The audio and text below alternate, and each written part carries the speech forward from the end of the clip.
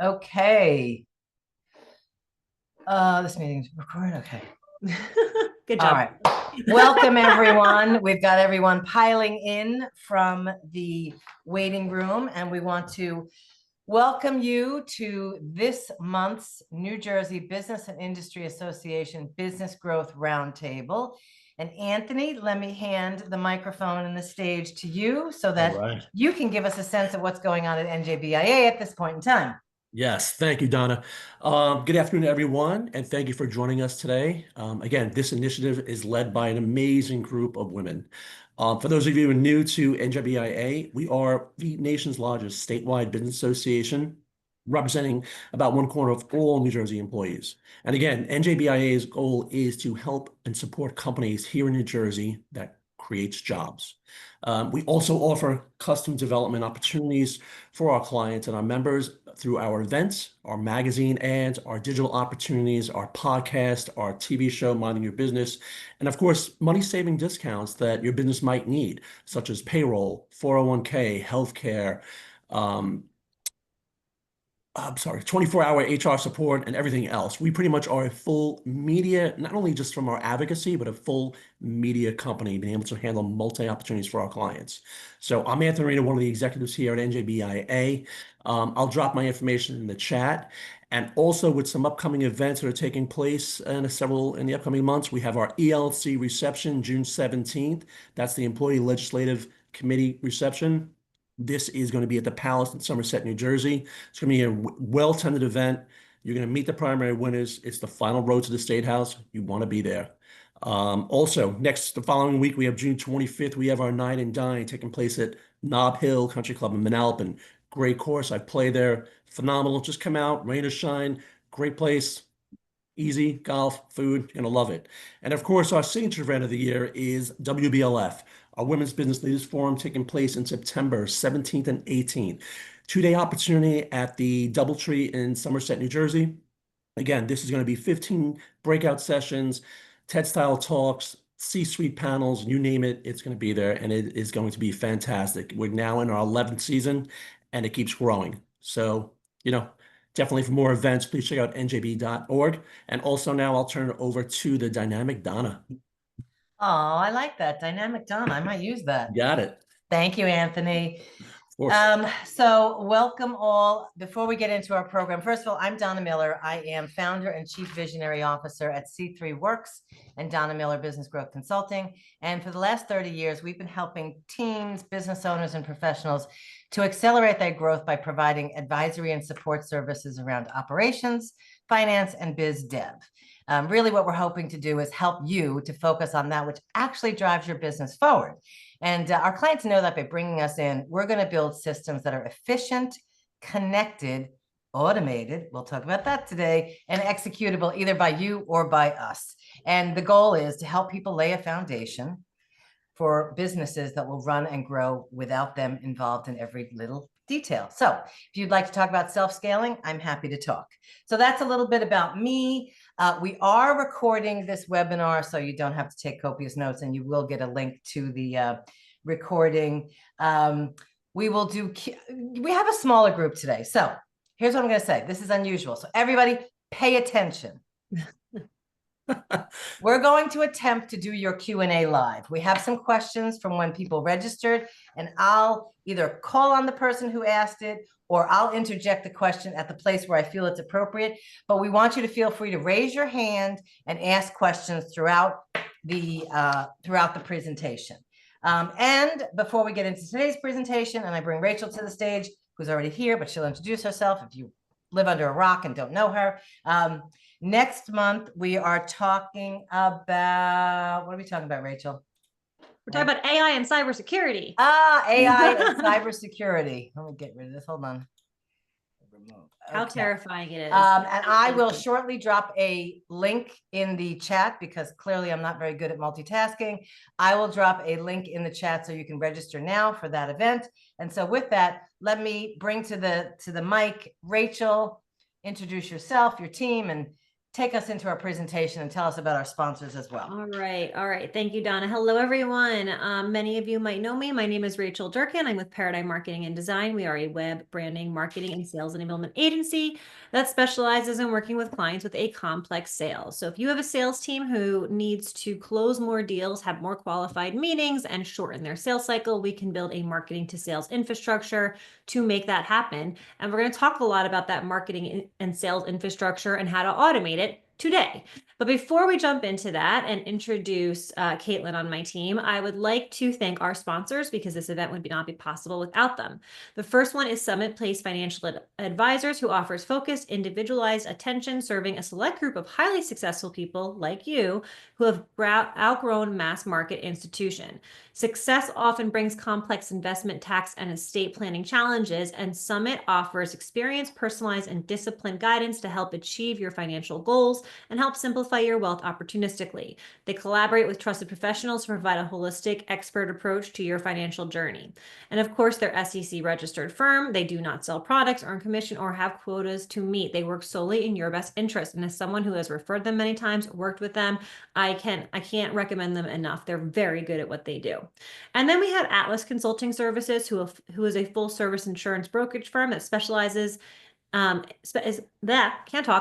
with specialized expertise in sophisticated and multifaceted employee benefit programs, including health, dental, vision, life, disability, retirement, and more. And let me tell you, with the cost of health insurance going up the way it is, you need a friend in this, and they can be that friend. They are a trusted partner to many of the region's most prestigious companies, law firms, hedge funds, as well as small and large businesses. Atlas handles all aspects of employer-sponsored benefits, from plan implementation to employee communication and enrollment to termination and COBRA administrations to claims solutions to regulatory monitoring of state and federal compliance laws. They negotiate and execute employee benefit plans that are tailored to achieve your goals for your employees. So if you're looking for help with those rising costs of healthcare, call Atlas and they can help you.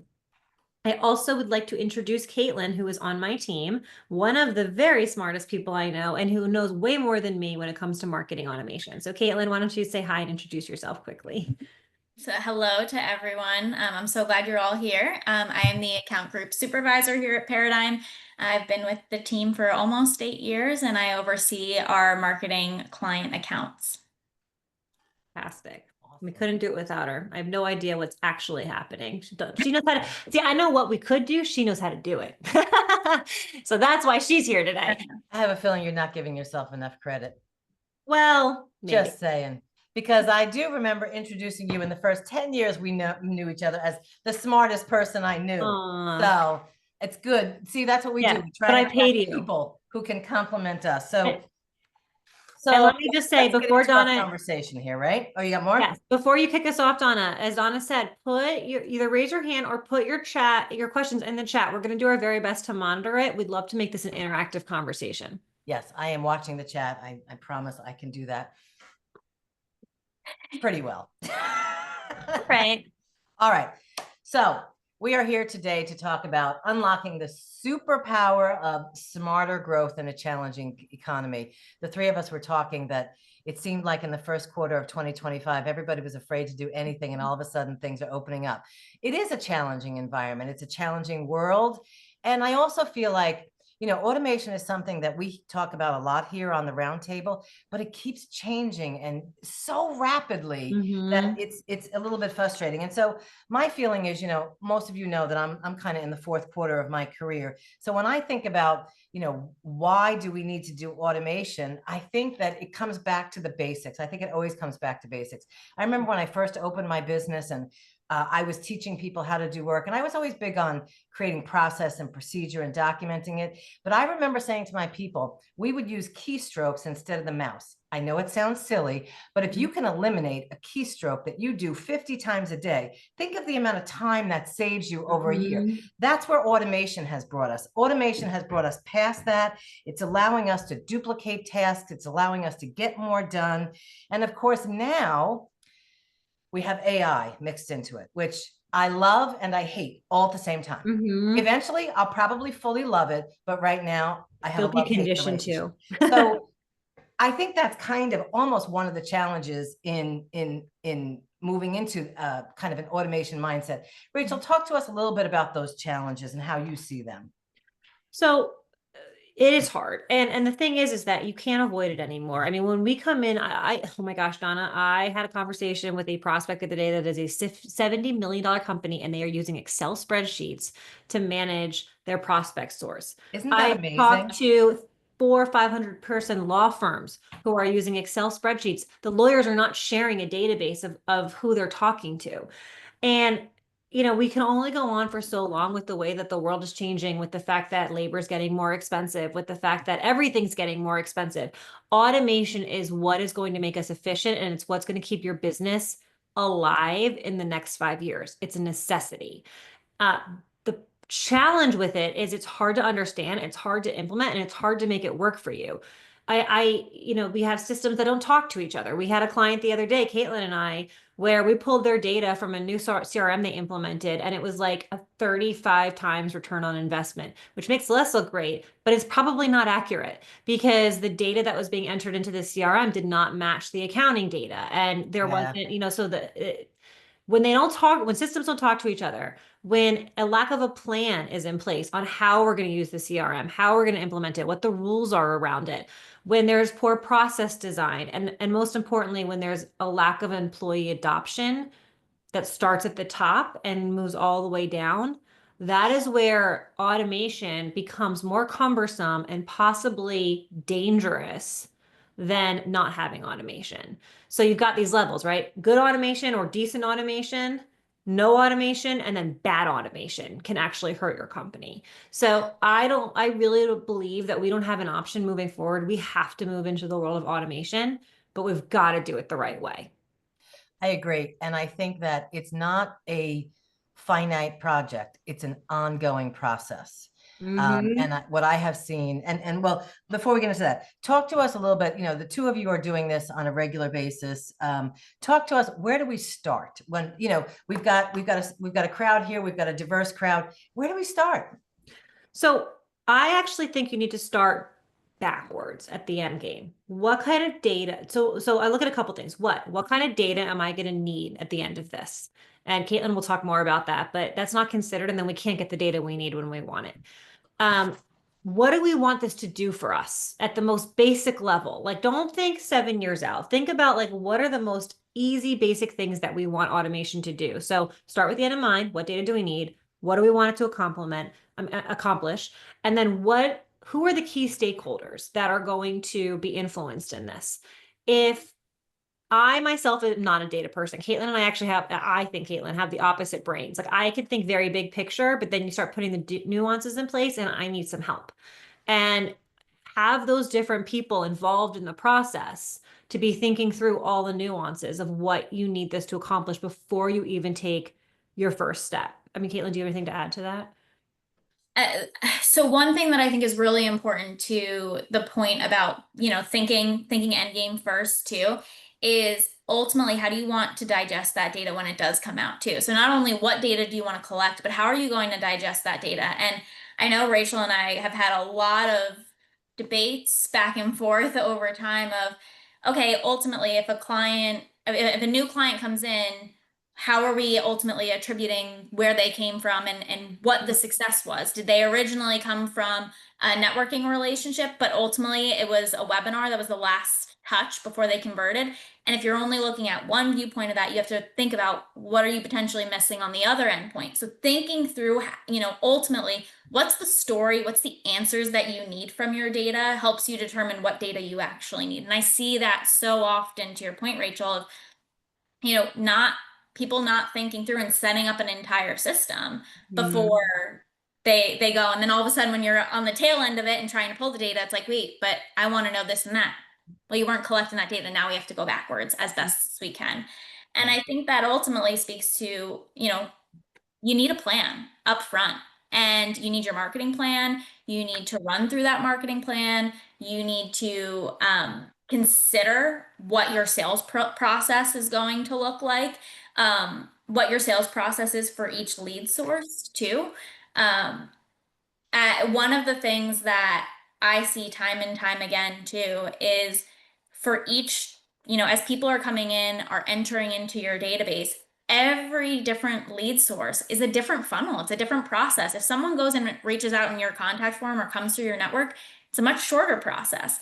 If someone's coming to a webinar, it's a much longer process. They're more educated. So not only are you thinking about that data, that kind of real, true tactical data, you're also thinking about all of those kind of qualitative storytelling pieces too of, okay, well, someone that's coming in the funnel here, how educated are they on this topic? How ready are they to buy?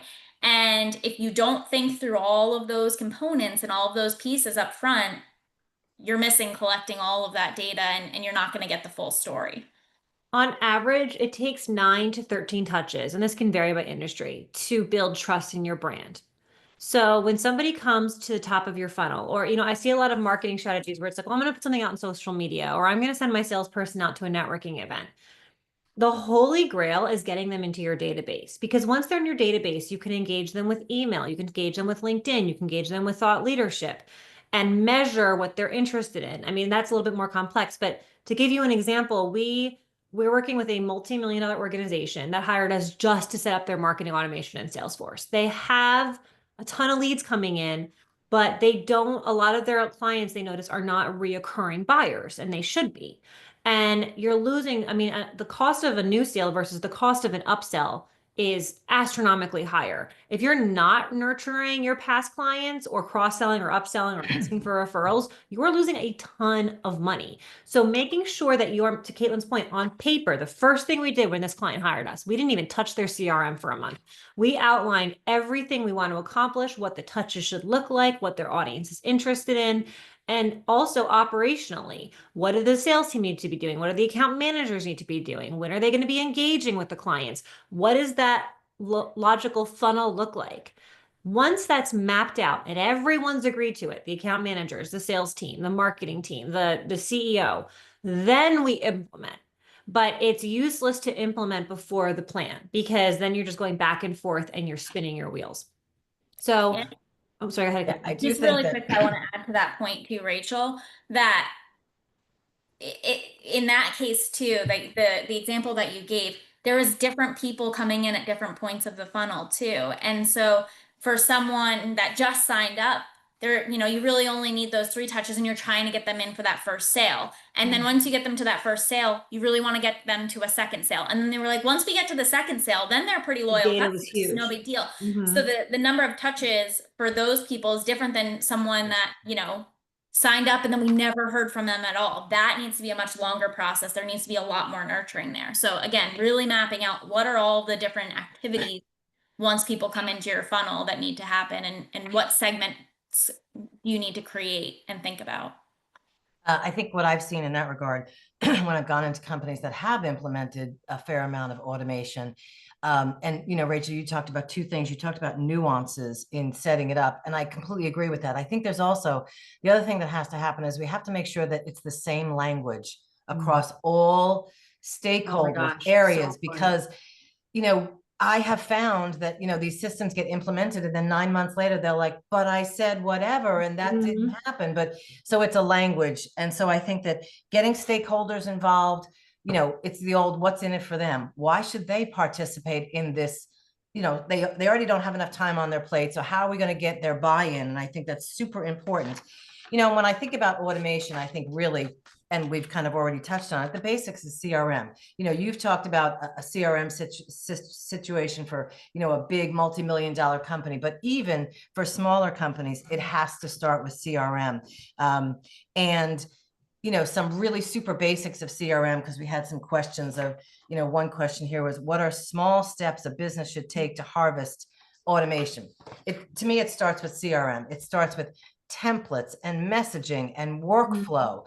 So, this has been going on for a while. If you go to C3 Works website and you fill out a form, it's going to go into my Zoho. That's going to trigger a series of emails. If they click on a particular part of the email, it's going to generate a task for an account person to follow up. So all that automation, is actually very easy to do. To me, that is 101 automation. So I think getting into your CRM and finding a partner who can help you dive into your CRM and really understand the nuances, understand the languages, understand what happens at various points in the pipeline is huge. And then I think what I'm seeing with AI, and every CRM seems to have an AI mechanism built in. We happen to be Zoho experts and they have Zia.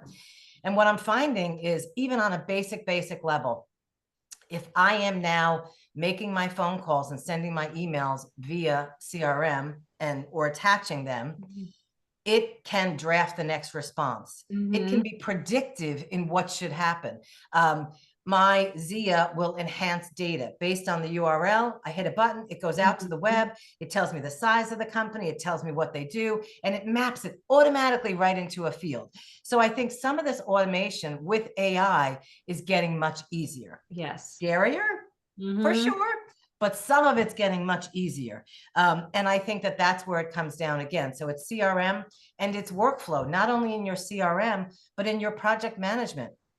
How are you managing that workflow? Are you using a project management software? Are you creating templates to onboard a client? When you onboard a client, there's 22 different things that happen to have to happen probably every time. So all of that, to me, this used to be documentation. Now it's automation. Yes. So I think there are so many different ways that you can incorporate automation, no matter what size company you are. And now I think AI is making that easier. And one of the questions we had, which is a great question, I'm going to ask this now, and we'll come back to it, but it says, what are the key metrics I should focus on to know if my automation strategy is working?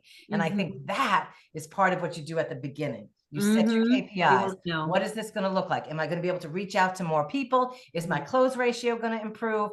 And if all of your programs are set up properly, it's going to tell you.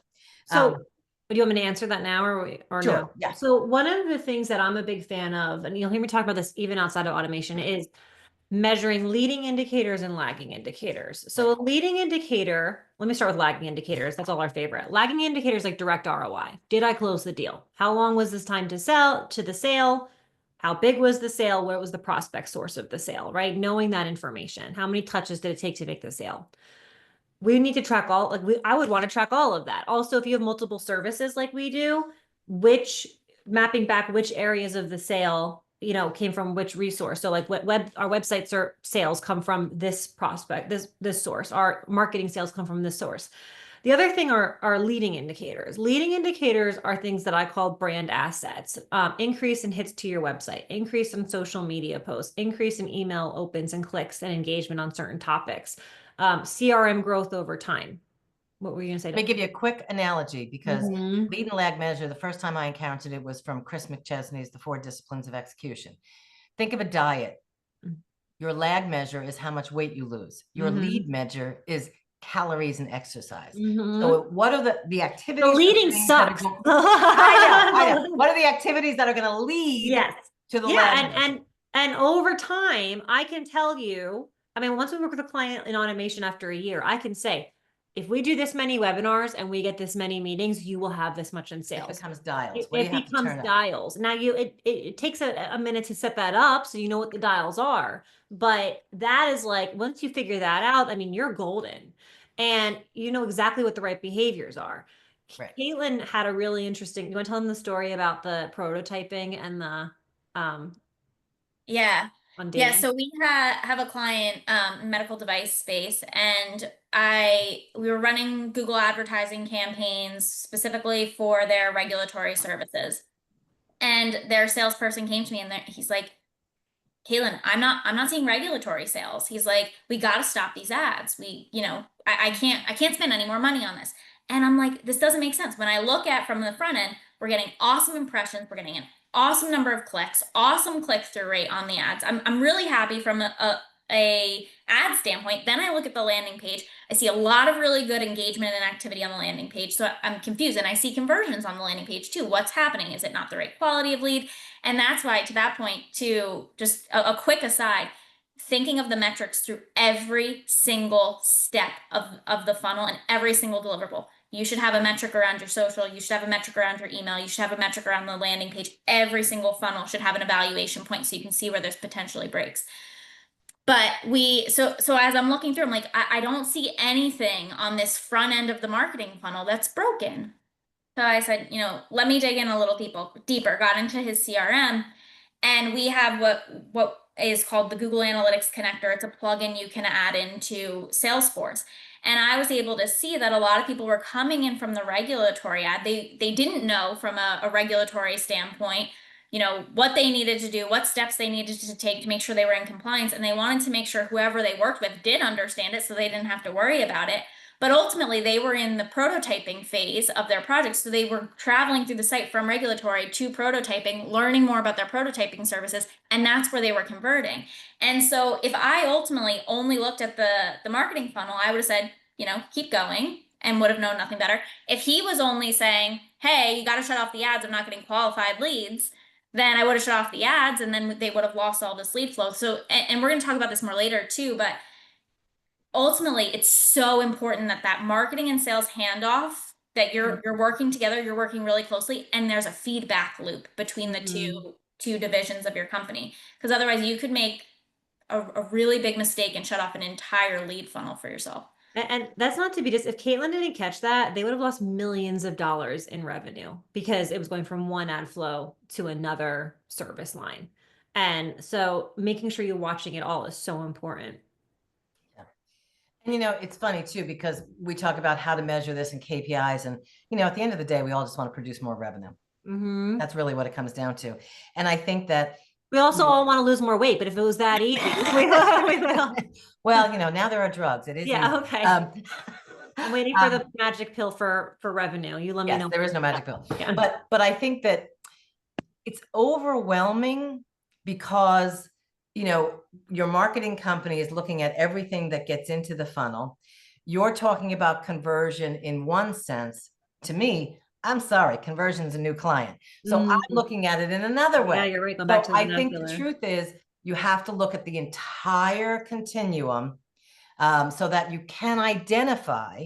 And I think that's the job of a good marketing. That's the result of a good marketing campaign, is you end up knowing what are the dials and how can I turn them up. And it's the old 20% of what you do drives 80% of what you get. So what's the 20%? That's what we're trying to figure out. So kind of along those lines and segueing, ladies, talk to us about aligning and leveraging data, because that's what we're here for. Everything is data driven now. How are we aligning and leveraging data? So I'm jumping around here, but yes, you're like, and I don't like it. Okay. So I'm going to get there, but it goes back to we were talking about AI earlier. There's so many dials. There's so many dials you're not even thinking of. And that's where AI can really help you, like A/B testing messaging.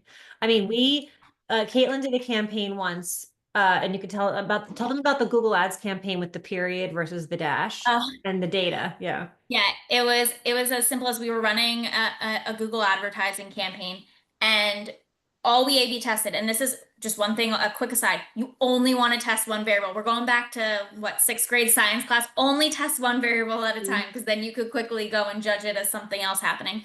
But we were running an A/B test. All that was different was a period between the sentences versus a dash between the sentences. And the click-through rate and the conversion rate was so much higher on the dash than the period. And, we all were like, it can't be. And in conversations, we were like, no, you know what? A dash it makes you keep going. A period is a stop of a sentence. And so people really needed to read the full caption in order to be convinced to go and convert. So it can literally be as simple and silly, maybe you even say stupid as that, but it makes a big difference. Yeah. So my point on leveraging data and figuring out that data is understand the nuances of the dials of those dials you need to turn, and use AI to help you with personalizing that message, with setting up that campaign touch process, with measuring those different variables. One of the things that you really need to understand is, when I think of marketing, a lot of people will say marketing is the tactics, social media, email marketing. It's the actions. in my opinion, marketing, that is the least important part of marketing. The most important is understanding your audience at a psychographic level and understanding how you're positioning and messaging to your audience at different stages of the buying funnel. And again, this is where the data, the lagging and leading indicators come in. Because if when you're think about like you want to go on vacation, you're going to Google, what's the best place to go on vacation for families in April? Then you're going to identify an island or a city or something. Then you're going to look into a hotel. Then you're going to look into things to do. You're going from exploration to decision, and there's a lot of steps in between. And understanding how your audience is being engaged along that process is what those leading and lagging indicators are telling us along the way. But more importantly, and I'll let Caitlin take this, is the feedback loop that we get between teams and that dynamic there. So before I jump into that, one other thing that you just brought up, Rachel, that I think is really important is when we do think of the tactics, you can leverage AI to help you worry about those details. I have so many clients that come to me and they're like, so what's the best post time for me for my social post? And okay, we're going to schedule everything for 11 o'clock on, Monday, Wednesday, and Friday. That was so 5 years ago. You really can't. And, we use a tool called Sprout Social, and I'm not going to say we don't think about it, but it makes it so easy for us where when we go and put in a post, guess what? It'll tell us Mondays optimal times are different than Tuesdays, are different than Wednesdays, and it'll 5-star it. And it's also your audience is different than, if you're just looking up general benchmarks about best post time, best email times. Well, that also includes people that are selling small widgets of some sort, or, retail stores, the Lowe's, the Home Depots, and that's not the same business as you. It's not the same target audience. So ultimately leveraging AI to worry about all those details for you and let that kind of be the source of that truth. But to go a little bit deeper into the feedback loop, we always talk about it as marketing qualified leads, sales qualified leads, and ultimately there's a handoff that happens in between. I know we talked about this a little bit before, but you always want to make sure that when marketers say, hey, this set of leads is good, they're showing interest, they're engaged, I'm handing them over to the sales team, you need to, as the marketer, you need to make sure that you're giving the sales team everything that's happened so far. This is how I reached out to them. This is where people came in from. These are the key messages that I've used. This is how many interactions we've had to date.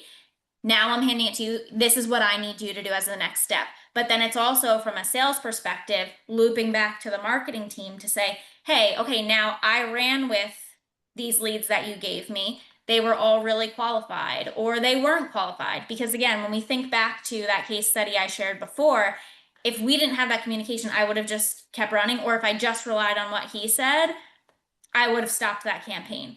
And I found this stat this morning, actually. Most companies struggle with that handoff. 53% of marketing and sales are misaligned.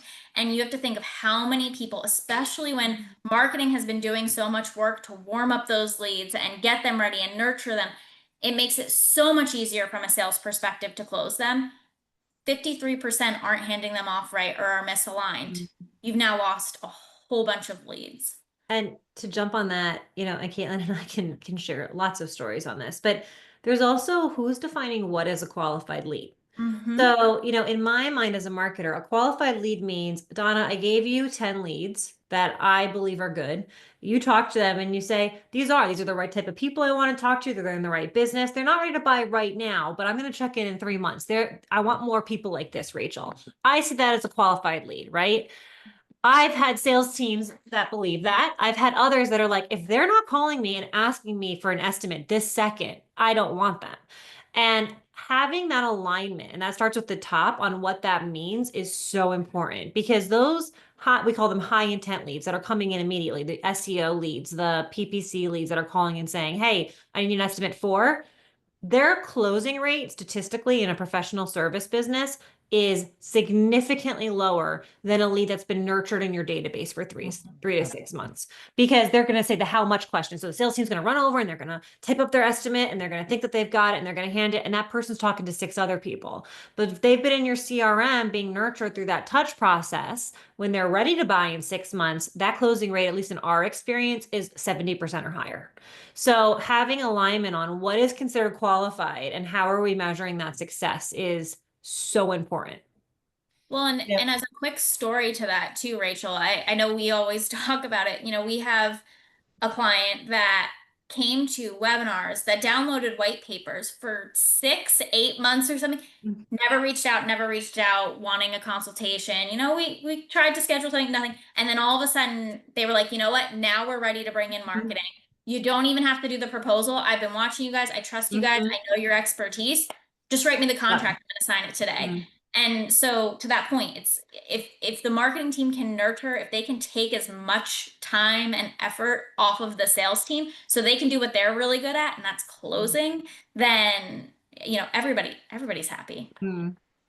Yeah, and Caitlin, you talked about the handoff and making sure that they have the notes and they know what happened. And the truth is, if your CRM is set up right, that should already be in there. Yes. And in fact, we run activity reports. How many calls did we make? How many meetings did we have? And so we can see so we can create, and Cal's not here, but we can create our behavior cookbooks from knowing what we've tracked and what we're doing. And I want to talk about leveraging data, but I also want to interject that. And you both, if you were in the same room, you'd probably give me a good elbow in the side, but I'm going to do it anyway. This information is great. And we're talking about, mostly here, we're talking about digital marketing and online and SEO and pay-per-click and all that stuff. But the truth is, many of our clients are professional service firms. And for professional service firms, very often the largest source of new business is referrals. And so I think and I just want to say that even though my 20% is working on referrals, I still have an entire process for how to attract them, how to talk to them. What does that look like? So I think those same things apply, but I don't want to leave out the fact that we all have to work on referrals. And what does that look like? And that could be experience marketing. It could be asking for testimonials. There's, this is kind of a side note, but I went for physical therapy not long ago. And after I went, they sent me a survey, and it was a 1-question survey. How likely are you to recommend us? I said, I think I gave them a 7 or an 8, which is a high mark for me. They came back and said, would you write a Google review? If I had said 3 or 4, they would not have asked me. No, they would not. I'm like, that's brilliant. I love that extra step, which I'm sure is completely automated, that helps you get to exactly where you want to be. So let's switch to, let's kind of shift to, and we did talk about this a bit, and I do have a lot of questions to get to, but let's talk about leveraging data and what should we be looking for? What are the metrics? We've talked about some of them, but as we try to land this plane for our audience, what should they be looking at? Caitlin, do you want to answer that? You want me to answer that? I actually have one thing that, Donna, to your point, I want to layer on there too, that maybe people are thinking about, maybe they're not. When it comes to those referral relationships, you have an ability to even have your marketers, even if it's a sales process, to set up marketing automation in that phase. We have a client, divorce attorney, that after that first initial consultation, you needed to get them to the point that they were actually saying, hey, no, I'm ready to move forward with my divorce. So we had marketing automation, and we had stops within it. Hey, as soon as they do go and schedule something, we need to stop the automation. They're not going to get anything further, but you do need to keep nurturing them. And so some people do see that as sales, but you can lean on your marketers to help you support that too. And the other thing too, that I want to make sure that we touch on this front too, when you've got automations going, be aware of where people could potentially be going in those automations. Because if you do have these sales process automations, but simultaneously you have a webinar automation, and simultaneously you have I want to nurture people that haven't been talking to me in a while automation, you could all of a sudden be overloading someone's email box, and you're sending 9 emails in the course of a week, and you're going to turn people away. So I just wanted to mention that too, because I think that was a really great point you brought up, Donna, from a sales perspective. And so making sure you're kind of thinking through all those different automations, where people are going, and giving them the resources they want and not anything that they don't. But and and as aligning with metrics on that, it doesn't just have to be marketing. It can be sales. It can be sales. It can be operations. It can be, you're talking about templates in your project management system. But one of the things we did with our sales team is we will score anybody they meet, anyone from a webinar, from a networking event. They go into our database and we score them. The sales team, like from a ideal, we call it ideal. Are they in the ideal company for us? Are they in the ideal? Are they the ideal contact for us? Are they a good source as a COI? And then we have lead scoring set up. This means that, I mean, when our sales team goes out, they'll meet 100 people, 300 people in a week. How do you know who the right people are to have that next meeting with, to follow up with? The automation process can do that for you and say, hey, these 10 people you're going to get the biggest bang for your buck by reaching out to them with like AI and automatic scoring for that. So leading that into what you were asking on metrics, what I want to know, going back to those leading and lagging indicators, for a lagging indicator, I want to know how many opportunities, which is like a proposal being written, that's what we define it as, or a meaningful sales meeting, my team is having per salesperson and per service line. I want to know the source of those opportunities. Where did they come from? Was it a networking and referral event? Was it, a webinar? Now, the challenge with that you have to decide as a company, and Caitlin mentioned this earlier, is you can track source in, where'd they come from, last touch before they became an opportunity, and you can see their journey. But because a lot of sales require that 7 to 9 or 9 to 13 touches, we as a company have to decide was it the final straw we're measuring? Was it the prospect source? I like to measure the final straw and the prospect source. I think prospect source is more important personally, and time to close. So those are the lagging indicators that I care about. I mean, there's more, but I'm going to stop there. The leading indicators that I care about are going to be how much is my list growing with what we call our deal, or our qualified leads that are coming in. They're not ready to buy yet, but they are the right company, they're the right audience, they're the right decision maker in my database. I want to see my database growing by a certain amount every single month. I want to see those people engaging with me on a regular basis. I also want to see what we call a high lead score. So you can set up lead scoring in your automation. So you can say, okay, when every time Rachel engages with an email, opens an email, engages on social, comes to an event, I get a score, I get a point assigned to me. For Paradigm, we've said anybody over 100 is considered a high lead score. Every month I want to measure who has moved into high lead score territory, because that requires a more focused look and conversation. So those are the types of leading indicators that you could be measuring on a regular basis. That's going to tell you whether you're getting to success. And one other thing I want to tag on to that as well is anytime you're setting up metrics, really think through what are all the channels that you've decided that you're using that will ultimately help you meet those lagging indicators. I have clients that say, hey, I'm investing in SEO and search engine optimization. The reports for them are different than the Google advertising reports because the metrics are different. What we pay attention, how they interact is different. So you also need to make sure you're customizing those higher level leading indicators to make sure it matches up with your marketing strategy. And that ultimately you can say, okay, these were the leading indicators. It's working, it's not working. This is what it converted into from a lagging indicator standpoint. So I know, you know what, hey, my SEO strategy isn't working for me. I should, skip it and do something else. Mm-hmm. Yeah, and we talk about, overall lead and lag measures. To me, the other thing that I always look at is, well, I fortunately have a very relational relationship with my clients. I tend to have long-term clients, but each year we do look at how many clients did we lose, how many clients did we gain, and then the truth is our entire cost of marketing.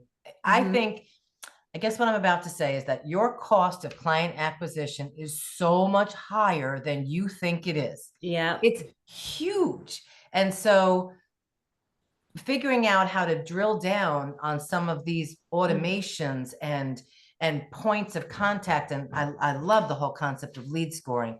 I'm not there yet, but every time I hear you talk about it, I'm like, anyway. So I do think that, cost of acquisition is huge. And if we can improve these processes, these automation, our CRM, I think, there's so much that you can do with CRM that I think it's really important. So ladies, I have a pretty good list of questions. Any comments you want to make? Is there anything we've missed in the basic conversation?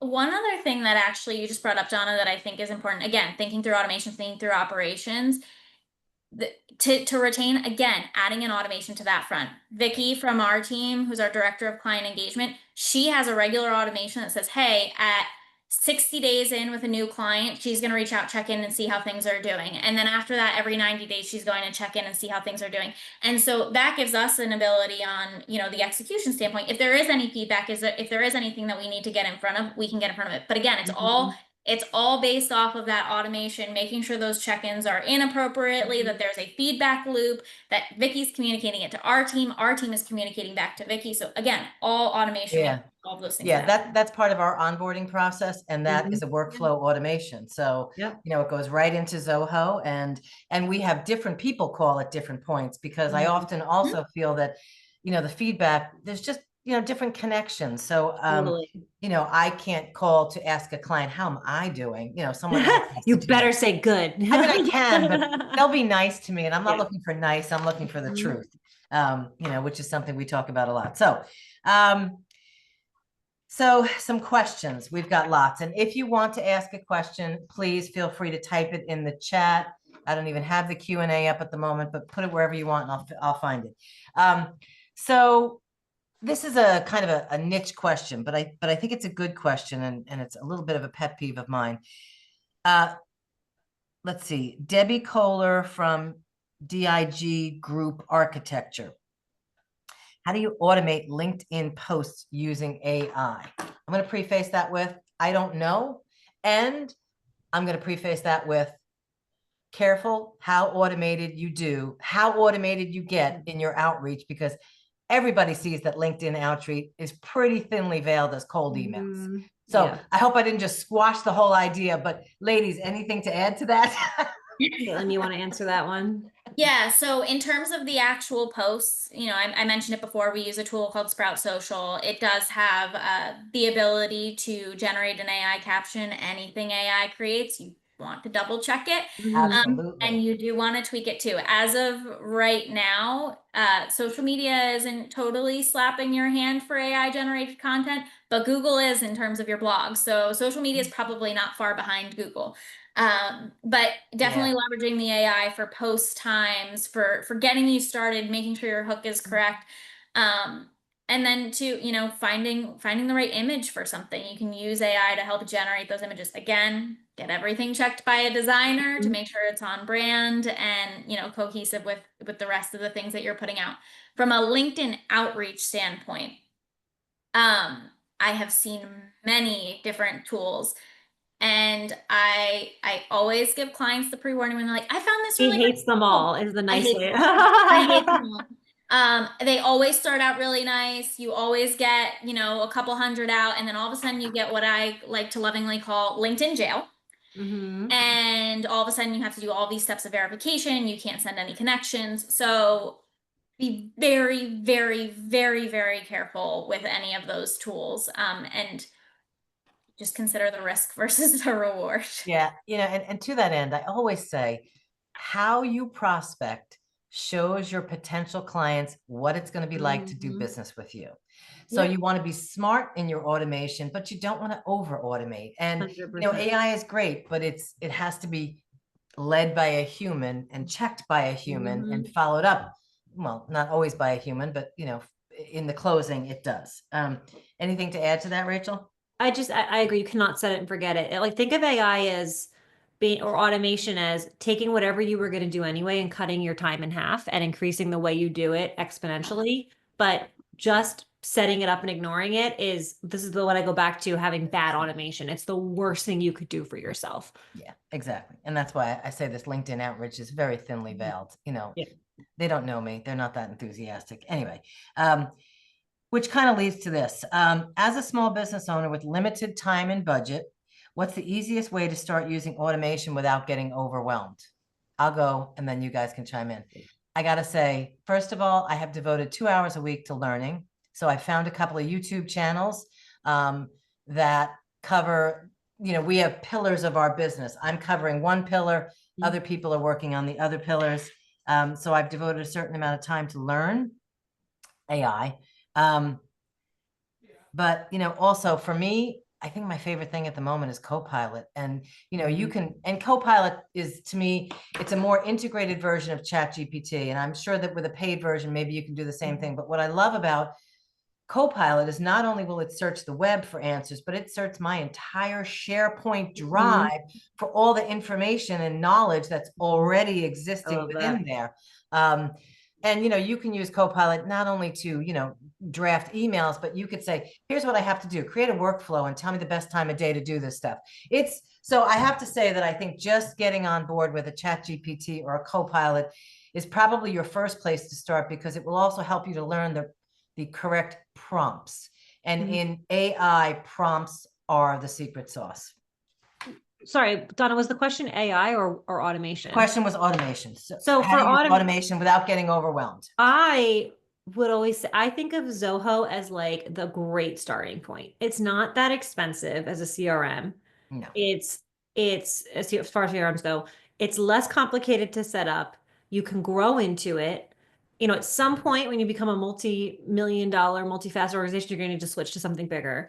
But I think Zoho is a great starting point. I think Donna's resources with Zoho are a great starting point. Yeah. It's not, I mean, for a few $1,000s, you can get started. And I think it's a huge, and you'll make that up in a year or less, in a couple months.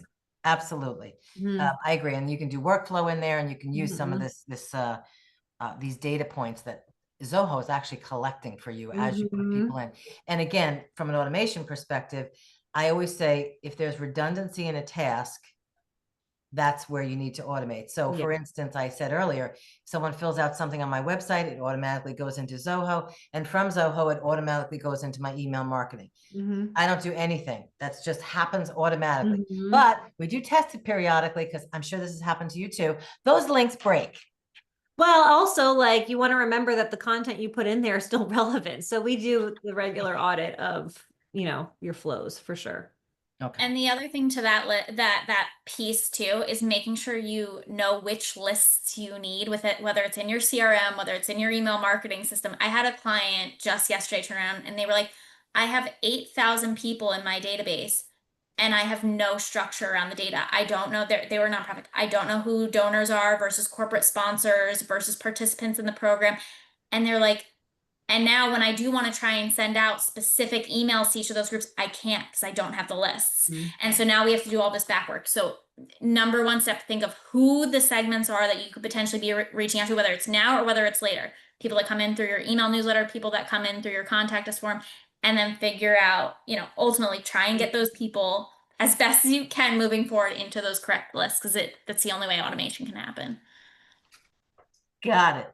Okay. And of course, that automation in Zoho allows you, we said that before, you can assign tasks to follow-ups and whatnot and stop them when you should. We touched on this a bit. How can I use the data I already have, like customer emails or sales history, to make smarter business decisions? That's great. So I'll start it. So first of all, having their email address, the first thing that I would do, I mean, there's so much you could do, but the first thing that I would do is look at their past purchases. What are they interested in? And I would be looking at content they've engaged with since. So for example, let's say somebody in our database was purchased a website from us, or we built a website for them. But I'm sending out content around how to build an audience matrix or how to set up an effective marketing campaign. If they're opening that content, I might consider that they're interested in a cross-sell, upsell opportunity. So I would do 3 things. 1, look at their past history. 2, look at what the content they've engaged with. And if you don't know that, or you haven't been emailing them, start floating resource information, you know. And then I would also be using it for asking for referrals or for feedback loops from them. How did we do? Yeah, I was going to say the same thing. I would, because I have that mindset of centers of influence, I would use data to identify and continue to revisit the avatar of my centers of influence. And, you know, Rachel, you mentioned before that psychographics are so important, and I completely agree. You know, demographics, who, what, where, when, why. That's, you know, pretty dry. But, you know, those psychographics, hopes, dreams, and fears, that's what really is the tipping point. That's what. So yeah, so for me, I'm looking at, you know, how can I best identify centers of influence? Caitlin, anything you would add to that? No, I think you guys hit the nail right on the head. Okay. This is a general question, but I imagine it's a question that many people are feeling. I wear multiple hats. How can I align my sales and marketing efforts more efficiently using automation? So I'm going to reframe that question.